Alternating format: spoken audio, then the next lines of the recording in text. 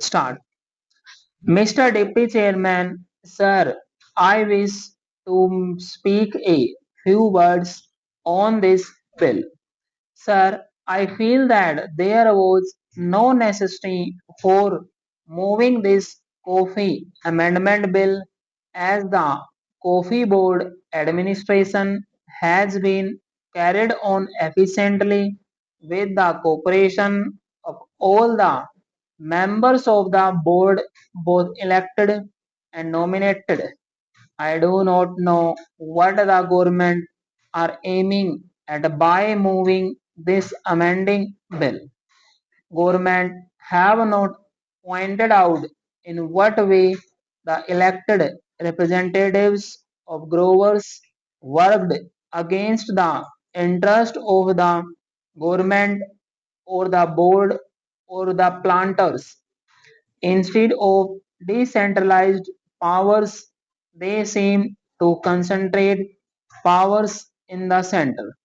I think sir, this is a bad policy. The government should decentralize powers and distribute the same among the people.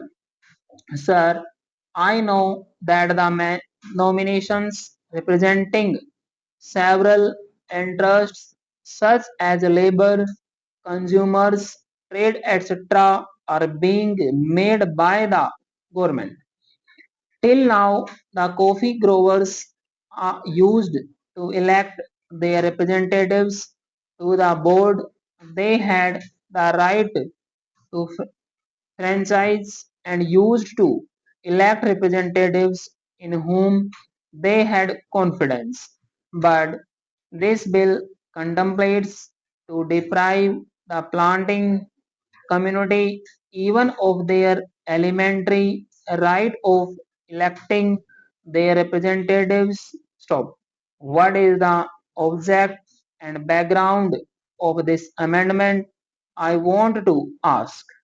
The Honorable Minister was pleased to say that this board is on the analogy of the tea board and all that. There are three boards now: the coffee board, the rubber board, and the tea board. The functions of this board are different from the functions of the other two boards. You cannot place the functions of the coffee board on an equal footing with those of the tea board of the rubber board. The same rules as can be applied to the rubber board cannot be applied to the coffee board. Sir, the coffee industry is now facing a great crisis. The prices of coffee, both in the internal as well as in the external markets, are going down from year to year, and the cost of production is on the increase. The cost of manure and e-state implements has gone up beyond limit. The increased labor wages, introduction of provident fund and bonus, and several other provisions of the Labor Act are standing in the way of development and progress of the coffee industry. Sir, our coffee production is not much and we are not able to cope with the foreign competition. Sir, with a view to earning more and more foreign exchange, our government are exporting more and more coffee. With that object in view, they have closed almost all coffee houses in India. Now we have neither the home nor the external market for our coffee. The prices obtaining in the external market are lower than the prices obtaining in India. This is the situation.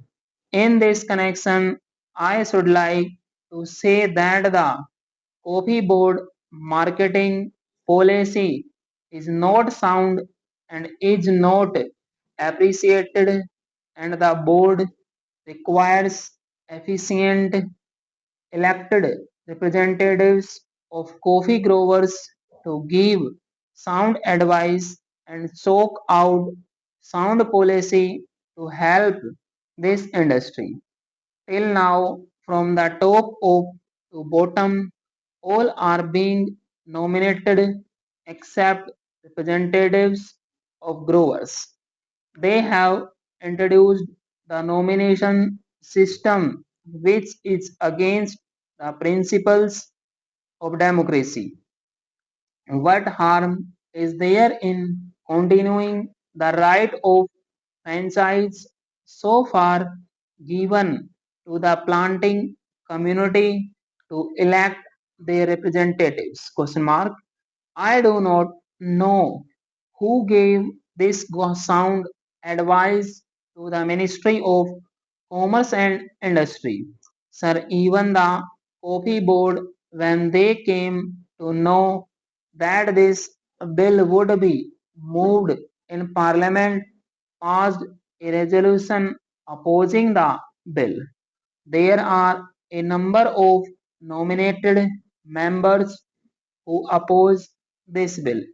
I was a member of the Coffee Board then, when rumors spread that this kind of amending bill would be brought forward before Parliament. They passed a resolution opposing this. Therefore, sir, in this age of democracy, when we are giving more and more powers to the people, why not have elected representatives for the coffee board? We used to elect our chairman formerly, and he had a right of appointing labor representatives. Now the center wants to take away all powers, and they want to carry on the administration. Should they not like to get the cooperation of the planters, growers, consumers, traders, and others? Why should they have the nomination system? I cannot understand. I request the Honorable Minister to consider this case and see to it that the system of election of the representatives of big growers is retained and the planting community is not deprived of their right to franchise which they have exercised so far.